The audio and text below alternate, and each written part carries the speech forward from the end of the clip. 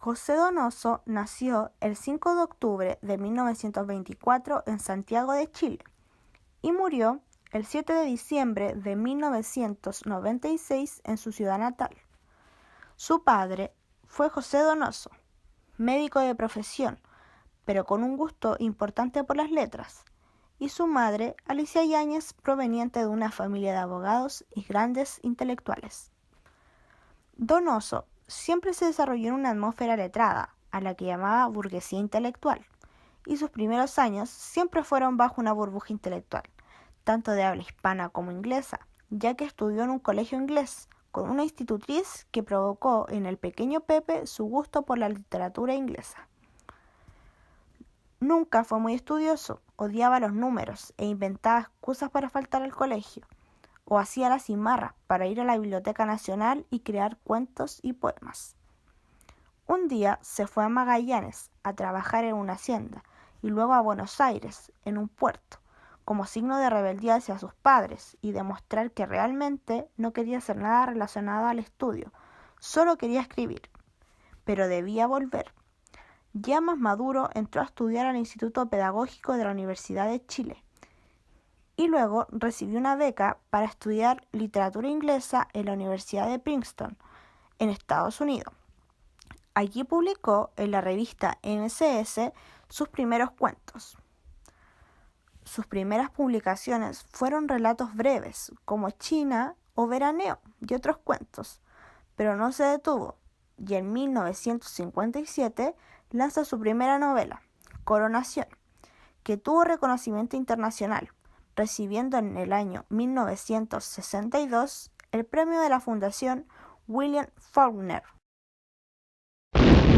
En esos momentos, en América Latina, ocurría un fenómeno literario que ubicaba a un grupo de jóvenes y talentosos escritores en lo más alto del panorama literario. Ese fenómeno fue conocido como el boom latinoamericano. El boom fue en gran parte una gran estrategia editorial de posicionamiento de los más destacados escritores jóvenes de Latinoamérica. Cada país contaba con un par de escritores dentro del grupo, y Chile no era la excepción, si bien José Donoso estaba lejos de estos destacados autores, como Mario Vargas Llosa, Gabriel García Márquez, Julio Cortázar o Carlos Fuentes. Vivía desde otro punto de vista el boom, algo más apartado, pero sin dejar de compartir con ellos, ya que para ese entonces ya no estaba en Chile, y sus obras llegaban a través de revistas literarias como Breves Siempre hemos Fragmentos. bailado más al son del eco que del tambor.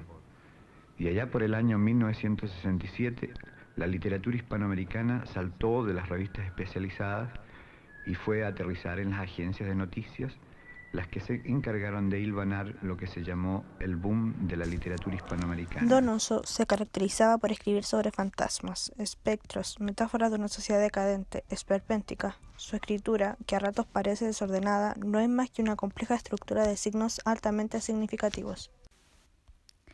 Es un escritor del tipo de William Faulkner, que confunde, que escribe por los bordes, sin decir nada de frente, sino de soslayo, como si no quisiera decir las cosas de manera explícita. Es un maestro de lo fantasmagórico o monstruoso, precisamente por eso, porque hace las cosas de manera informe, compleja. Y es así que se diferencia de los más clásicos, como Vargas Llosa. Por eso es tan importante su formación en la literatura anglosajona, que tiene mucho de eso. Joyce Faulkner. Es durante este periodo que lanza su más importante obra, El obsceno pájaro de la noche, convirtiéndose en un destacado autor de este hipotético boom. Si es que el boom existe, como lo plantea en su libro Historia personal del boom, que da cuenta de la existencia o no de esta expansión editorial latinoamericana. Un dato muy interesante es la publicación del Lugar sin límites. El obsceno pájaro le costó 8 años escribirlo. En esos 8 años, Donoso había adquirido un compromiso con una editorial, y como no podía terminar la novela, que lo tenía completamente angustiado, decidió escribir El Lugar sin límites. Podría decirse que es como una novela hija del obsceno pájaro, o un aprendiz, un hermano del monstruo. Si bien Donoso no podía inscribirse a sí mismo dentro del boom como tal, sino que dentro de pequeñas categorías. De que era parte, pero eso se debía a expertos literarios y a la forma en que él narraba sus historias. Iba haciendo un análisis completo de la sociedad burguesa chilena, escondida entre las líneas de los textos. Como metáforas, degradaba a la burguesía, mostraba su decadencia con monstruos y seres extraños, mezclaba voces y los sueños con la realidad. Y para eso había que irse del país, de lo remoto y estructurado que era Chile. Muchos de estos libros son radiografías de la sociedad, oculta entre una selva de palabras, caracterizados con metáforas. Pero también sus propias radiografías, caminar a metros del suelo, una vida infernal y llena de inseguridades, el no poder ser quien realmente quería. Will you stay in a lover's story? If you stay, you won't be sorry, 'cause we believe